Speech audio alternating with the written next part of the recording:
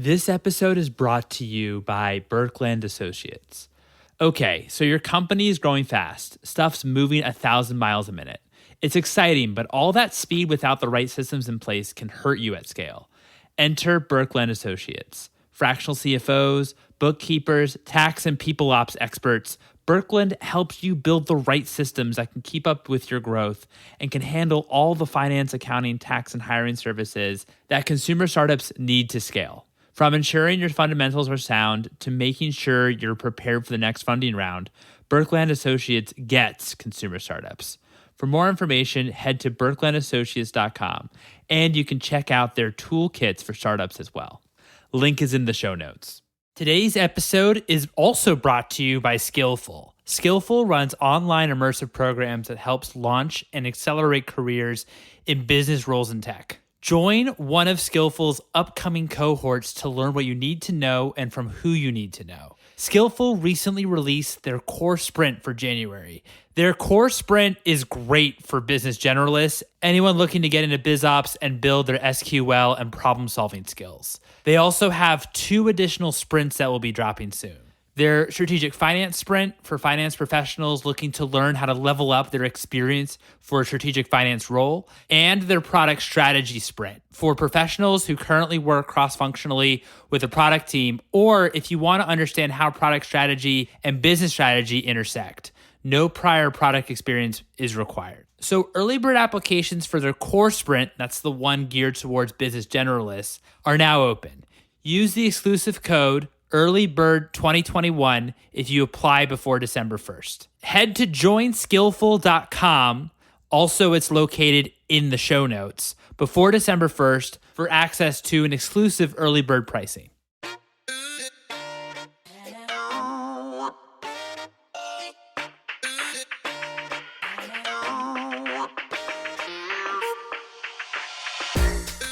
Hello, and welcome to the Consumer VC. I am your host, Mike Gelb, and on this show, we talk about the world of venture capital and innovation in both consumer technology and consumer products. If you're enjoying this content, you could subscribe to my newsletter, theconsumervc.substack.com, to get each new episode and more consumer news delivered straight to your inbox. Thank you, Charlie Hanna, for the intro to our guest today, Denise Woodard, CEO and founder of Partake Foods. Partake Foods produces super delicious cookies that are made with real, healthy, and safe ingredients that everyone can enjoy. They're gluten-free, vegan, non-GMO, and free of the top 14 allergens. I must say, they're absolutely delicious. We discussed the inspiration Denise's daughter had of her founding Partake, as well as the overall origin story, that decision of leaving her job in Coca-Cola, how she managed to get into grocery stores, which can be so difficult to do, and as well as how she raised capital and how the business changed and evolved during COVID. Without further ado, here's Denise.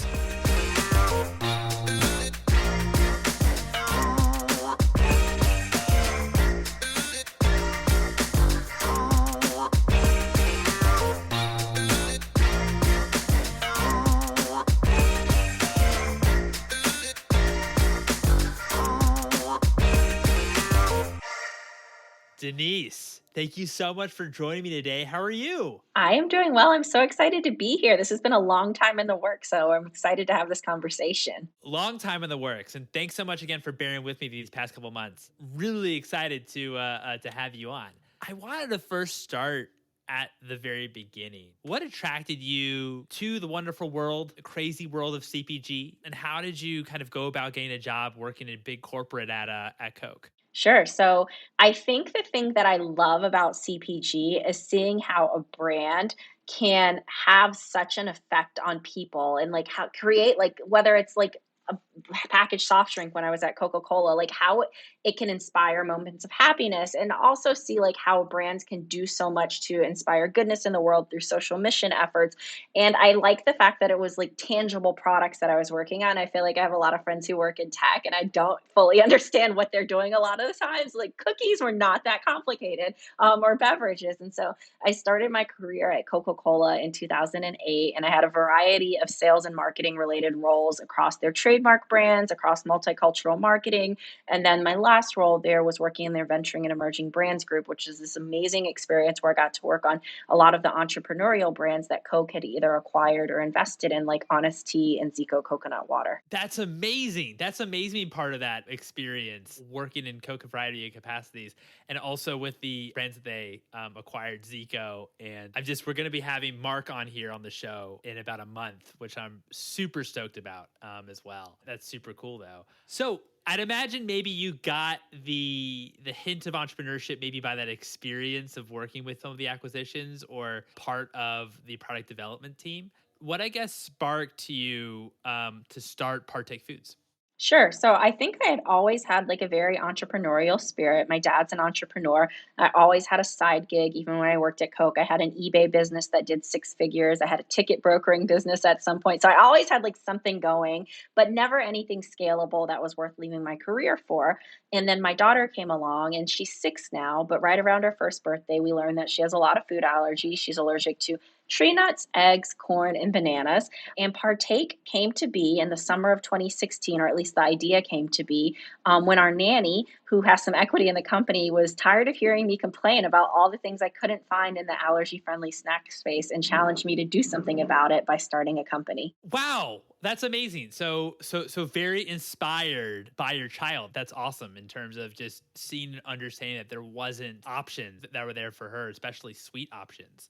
What were your first steps to starting Partake? And when did you realize that, hey, or was it maybe off the bat that you realized that, hey, this could be something big? And maybe how did you kind of navigate leaving the decision to leave Coke? Sure. So it was kind of something out of a movie. The following weekend, we were in line at the zoo, and I was telling my husband, Jeremy, you won't believe the idea that Martha had. She thinks I should start an allergy friendly food company. And this guy who was in line in front of us turned around and was like, it sounds like you're on to a great idea. Are you familiar with the Start Something Challenge? And the Start Something Challenge is a startup pitch competition for businesses that are based in New Jersey. It's sponsored by Blackstone and JP Morgan and a group called the Rising Tide Foundation. And so I entered the pitch competition. That was a Saturday afternoon. The deadline to enter was like that Monday at midnight. I incorporated an LLC, which I named Vivi's Life LLC, because I didn't really understand what we were going to do other than make Vivi's life easier, my daughter. And I entered the competition with an idea and we won. And so that gave me some confidence, but what it also gave was local press. And the last thing I needed was Coca-Cola to see me in the news, like local woman starts allergy friendly food company. So I had to scramble to tell my boss and the leadership team what I was doing. And the verdict that came down was you can do what you want in your spare time. But once you have an actual product that you're selling, there's a conflict of interest there. And so it was such a blessing in disguise because that gave me the kick in the butt that I needed to know that I would have to leave my job. And so I left Coke in August of 2017 once we actually had products to sell. But I spent the next year moonlighting, waking up at the crack of dawn, working 7 days a week, trying to find out where we were going to make the product and how we were going to make the product. So those were the two things I needed to tackle first because I didn't want to leave a career that I loved unless I knew we were starting a scalable business. That's amazing. So I think that's also great to know that insight too, that it's right when you release or launch a product is when there's that conflict of interest and you actually then would have to kind of cut ties with Coke and not being a employee there anymore. And so that's great that you knew that, okay, I can actually work on this on the side for actually quite a long time because, pre-launch, there's so much that goes into it. How did you go about, for example, like experiment with ingredients and taste testing and finding the right co-packer?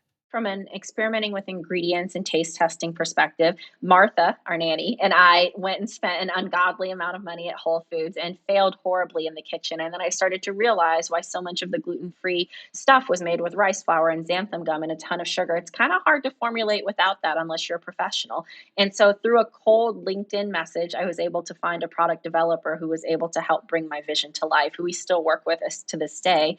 And then on the co-packer front, it was challenging because there aren't very many top 8 allergen-free co-packers that exist in the US, and they get to be choosy about who they work with. And the one that I had my heart set on was working with large international food companies. And so convincing them to work with a woman with an idea who was cold calling them and still had a full-time job was definitely a challenge that was not for the faint of heart.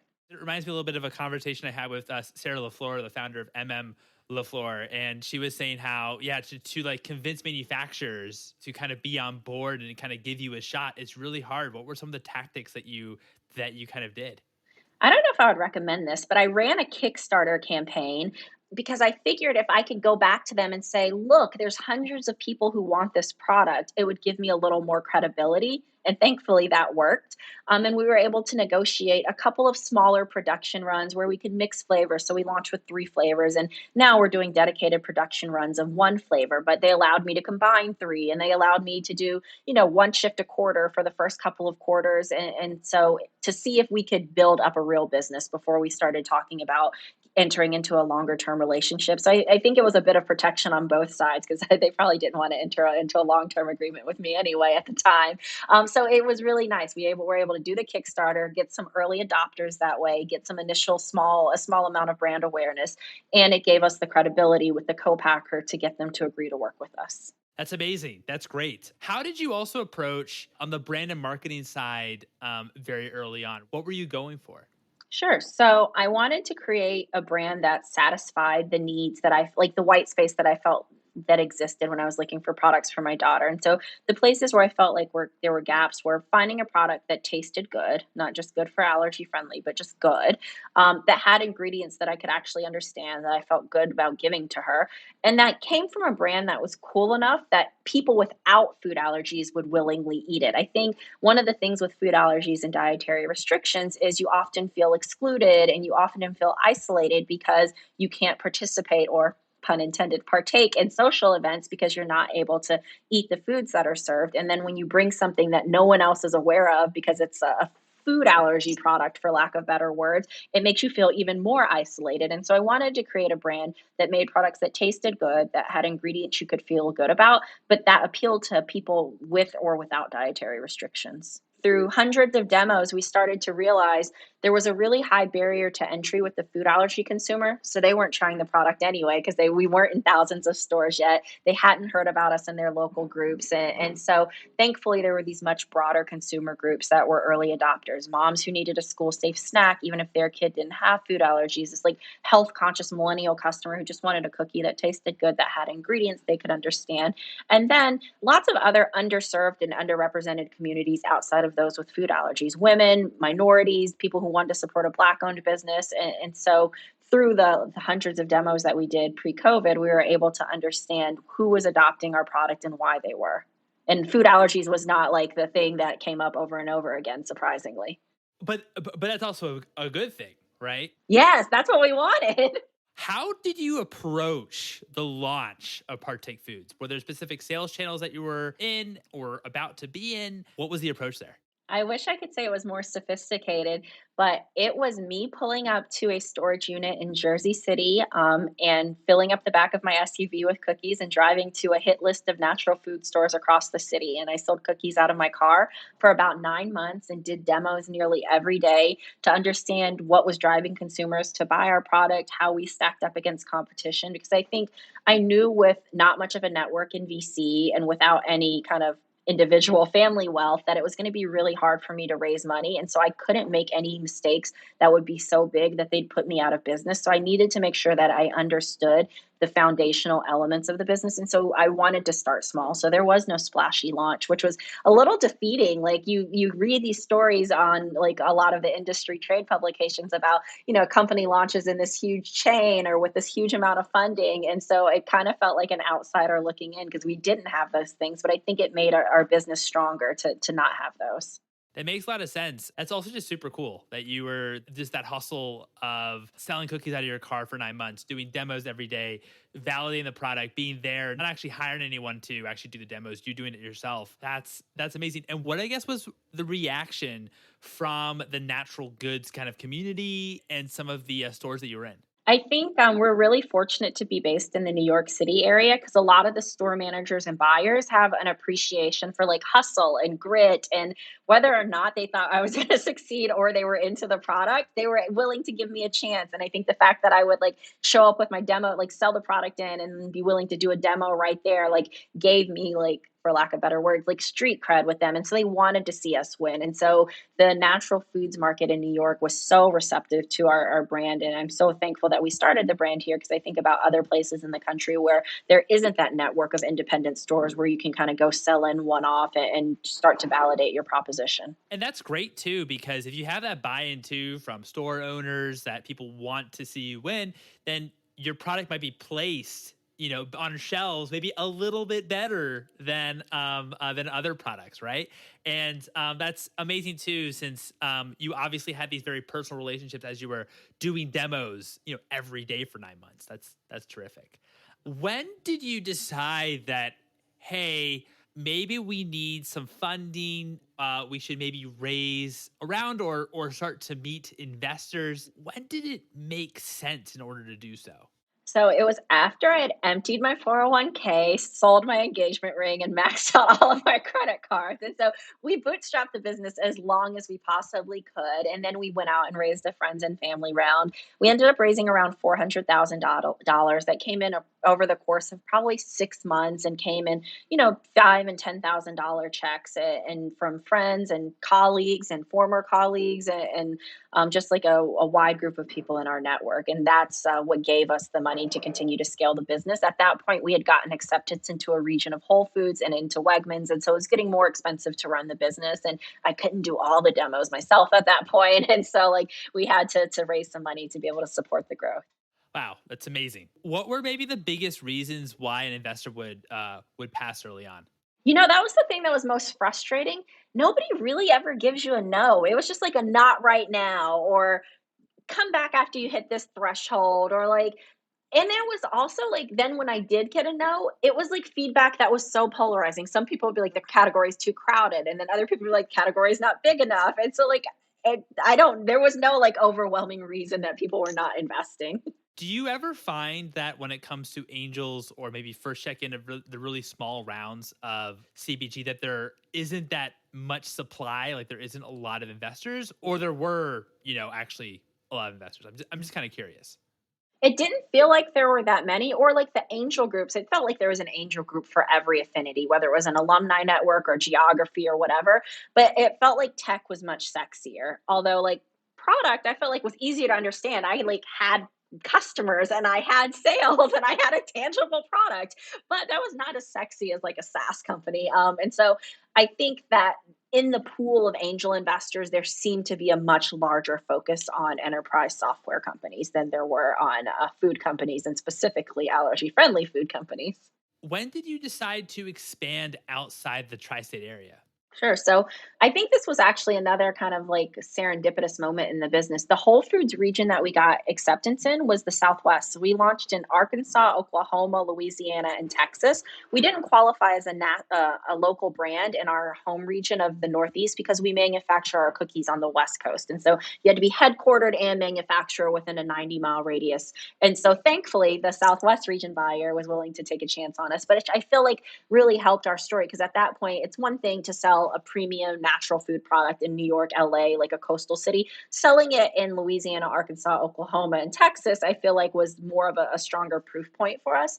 And so we went into a region of Whole Foods and we went into Wegmans about a year after our launch. And thankfully, those were going well. And that's when we really started looking at raising some more significant outside capital. And I was really pounding the pavement on the angel network and talking to early stage food funds. And that's the point where Marcy Venture Partners got involved, and we closed a seed round of funding of $1 million in the summer of 2019. How do you think about, since you also partake, it's a very inclusive product. I love it, right? I don't have any food allergies, along with hundreds of thousands of others. How do you think about the actual placement on shelf for Partake? Sure. So when we're given the choice, we tend to prefer to be in the conventional cookie aisle, competing against some of the bigger folks. And so when you see us on shelf at somewhere like Target, we sit on the same aisle as Oreo and Chips Ahoy.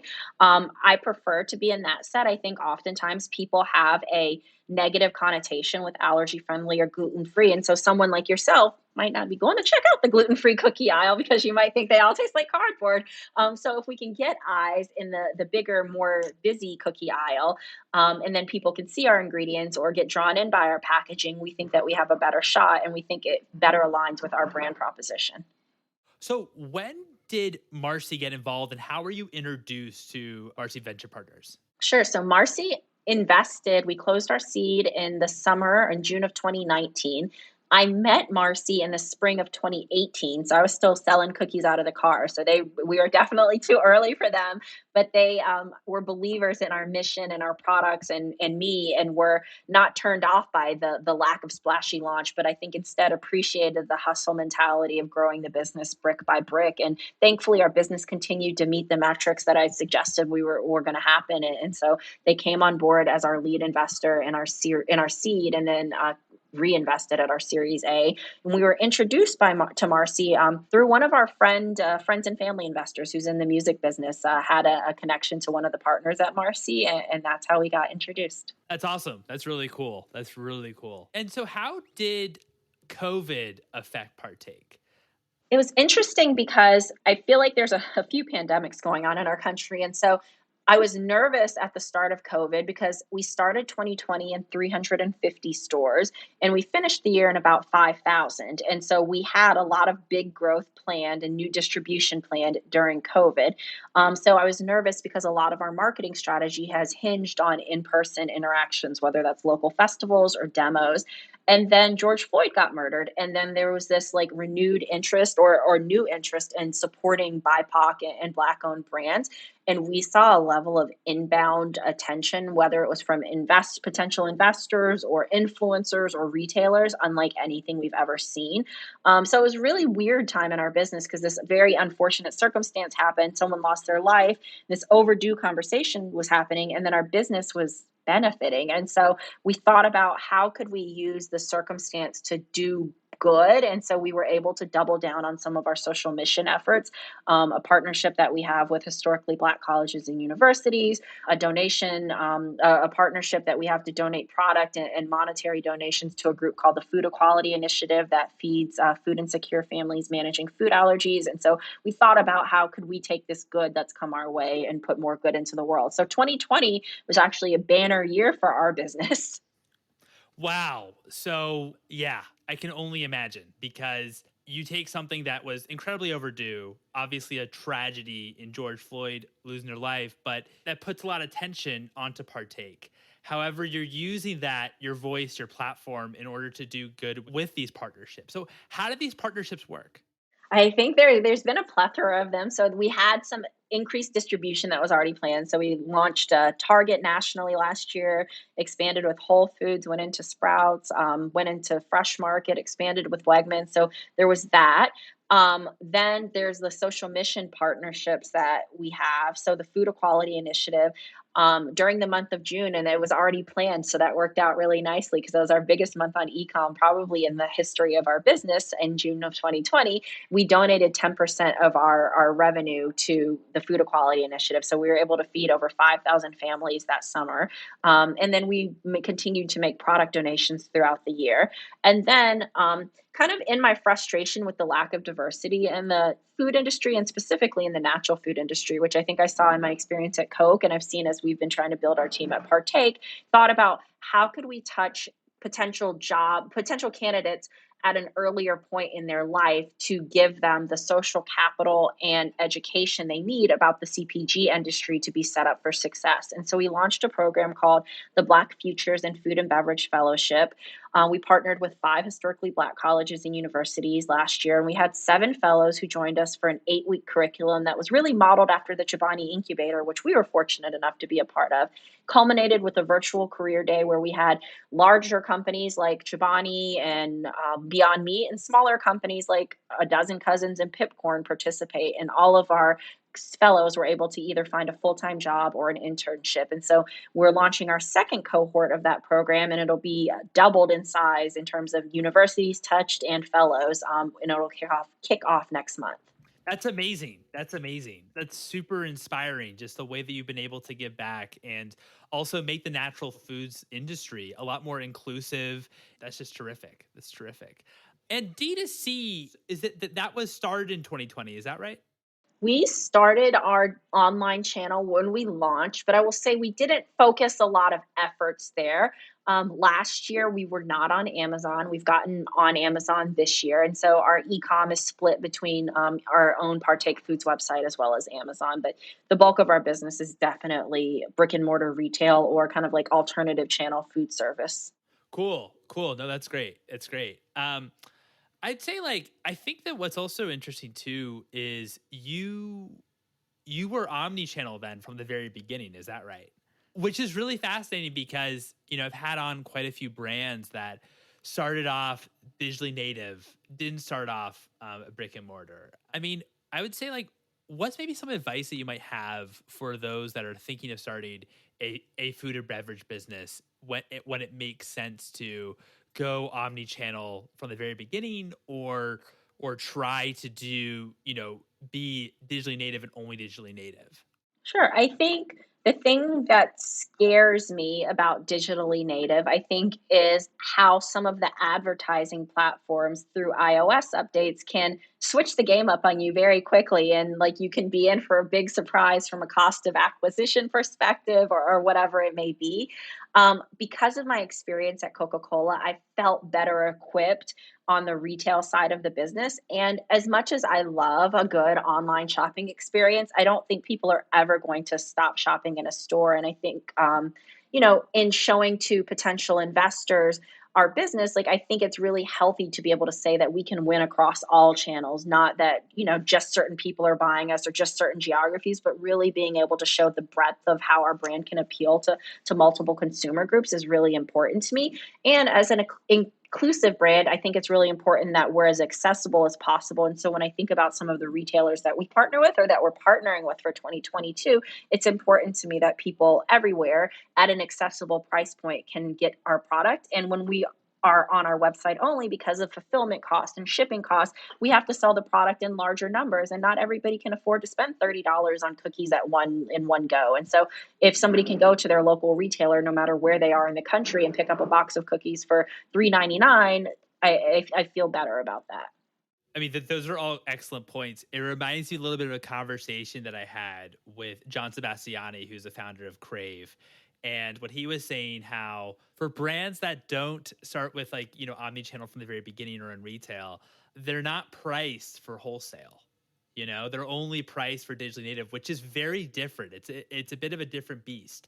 And then once you want to expand to retail, then your pricing can get a little bit more complex. So I think maybe an advantage that you certainly had, and obviously you came from Coke, which is the king of retail. But I think like a advantage was you knew how to price for retail from the very beginning.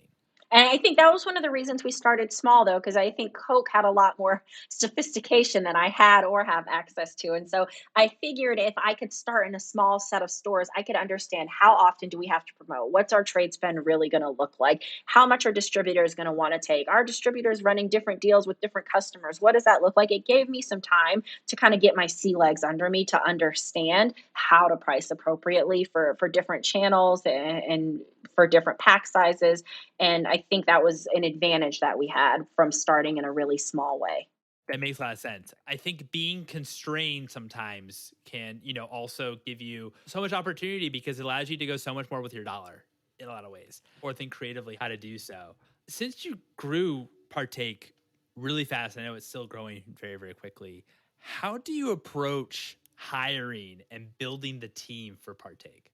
Sure. So, I think I've seen really great examples and really poor examples of leadership along my journey. And so I definitely try to model the former. I feel like a lot of my thoughts around building culture and leadership come from my 6 year old and like the signs she has around her school, like welcome, safety, respect. Like it doesn't feel like rocket science necessarily. I have seen, though, as the team's gotten bigger, we're 15 people now, mostly hired during the pandemic. At the start of 2020, I was the only full time employee. Like it's really important to walk the walk of the culture that you're trying to build and to be really deliberate about that and to make time for it. And I think that's a challenge as a founder and a leader, particularly when the business is growing quickly, because you want to focus on the retail sales and you want to focus on the operations, but you have to focus on your people. And so for me, that's making the time to do that. It's investing in leadership training for myself, for our leadership team, for our junior employees to make sure that they're best equipped to do their jobs. It's creating an environment where people feel safe to celebrate the wins and to admit the losses and to show up as their full self. And so it's just trying to create a really happy place that I want to work at, but also understanding that that's going to take a lot of work and that there's going to be speed bumps and that it's going to take time to really build that culture. But I think a lot of it starts with the founder when it's a founder led, founder run business. And so, how do I show up in that way all the time? How do I show my vulnerability to the team? How do I also model, what customer service looks like, what excellence looks like, and just trying to be really cognizant of that. What's the future of Partake? What is next on the horizon? Are you going to go international? I think there's an opportunity to. I don't think this is necessarily the time that we're going to do it. In our Series A, Lotus Bakeries, the maker of the Biscoff cookie, came on board as an investor. And so I think we have partners around the table who understand how to grow internationally. One of our board members and my former boss at Coke is the chief growth officer at Beyond Meat, and they did that beautifully. I don't know that we're there yet. We're in about 7,000 stores with our cookies. There's quite a bit of white space to tackle there. I think something else that Coke was a master at was price pack architecture. I feel like meeting our customers where they live and work and play in different pack sizes is really important to me to grow our brand awareness and to allow more people to try our products. So I think you'll see us pop up in places that aren't necessarily a traditional grocery store or retailer. So hope to grow distribution. Hope that you find us in other channels. We launched a line of baking mixes this year that are available just D2C, but we have some new products going into retail with some of our partners next year and some new distribution coming next year, and hoping to continue to serve our mission of making products that taste good, that have ingredients you can understand, that are allergy friendly, and doing good while we do that. What is one thing that you would change about the fundraising process and venture capital? I would make it more transparent. It feels like a lot of I'm very much a tell it like it is person. And like the how I mentioned earlier that no one ever tells you no. Like I wish people would just say what they were actually thinking, but it seems like a lot of power dynamics and games that people play. And I wish people would just be more forthcoming in their intentions and their likes or dislikes and just a bit more transparency. I agree with you because I guess going back to your original one, an investor never actually really told you what actually the reason why they passed, which would be actually really helpful. So, what's one book that inspired you personally and one book that inspired you professionally? I will say my daughter was giving me grief the other day about the large stack of books piling up on my nightstand. I think Partake has kept me so busy. I haven't read as much as I would like, but there's a book that was written by the founder of It Cosmetics. They had a big exit to L'Oreal. Jamie Kern Lima is her name, and she had a book called Believe It, and it talked about her journey. And I think oftentimes this entrepreneurship journey is so glorified and made to sound so sexy. And she talked about the grind and the imposter syndrome and the insecurities and a lot of the things that people don't talk about along their journey. And so I really appreciated that. And I thought it was fantastic for me personally and professionally. No, that's great. That's great. I'm really excited to add that to our book list. I don't think anyone's brought up Believe It yet. So, and that sounds like an awesome read. Sounds like an awesome read. What is the best piece of advice that you've received? I think that there's a couple. One was Seth Goldman, the founder of Honest Tea. I don't know that he even remembers telling me this, but I was at the point where I had put in my resignation. So I knew when I was leaving Coke and I had our product. And I went to him with all these questions about what distributor and how do I know who my consumer is? And he was just just get started. You'll learn so much from talking to your customers and just taking baby steps in the right direction. Nothing's going to be perfect from day one. And so I think even now in our business, as we launch new products and as we go into other channels, just taking that advice and just taking baby steps, it's not going to be perfect from day one, and learning from the missteps, I think has been really valuable. And then I think one thing I've kind of learned by myself over time is to go where you're celebrated. I think I got so down on myself from all the pseudo no's that I got on the fundraising journey, that I like really villainized like venture capital and raising money. And then I met Marcy, and then I met some of the other phenomenal investors we have. And I realized that venture capital isn't a bad thing. It could actually open your eyes up and give you the resources you need to like grow a really impactful, amazing business. And if you work with people who actually value you and your company and your mission, it's not necessarily a negative thing. What's one piece of advice that you have for founders? Don't listen to everybody. It's amazing how everyone has an opinion. Most of the people have never done it and will like tell you like very deliberately exactly how you should do it, but they've never done it. And so don't get me wrong. I have informational calls all the time with people who have done it and done it well. And I take those tidbits of advice, but then I also go with my gut and I go with the data that I have, because something worked for someone else doesn't mean it's the right or wrong answer for you. And so like trust yourself, because nobody knows your business better than you do. Denise, this has been such a pleasure. Thank you so much for your time. I appreciate you having me. This was such a wonderful chat. Thank you so much. And there you have it. It was amazing having Denise on the show. I hope you all enjoyed that as much as I did. If you enjoyed this episode, I'd love it if you'd write a review on the Apple Podcasts. You're also welcome to follow me, your host, Mike, on Twitter at Mike Gelb, and also follow for episode announcements at Consumer VC. Thanks for listening, everyone.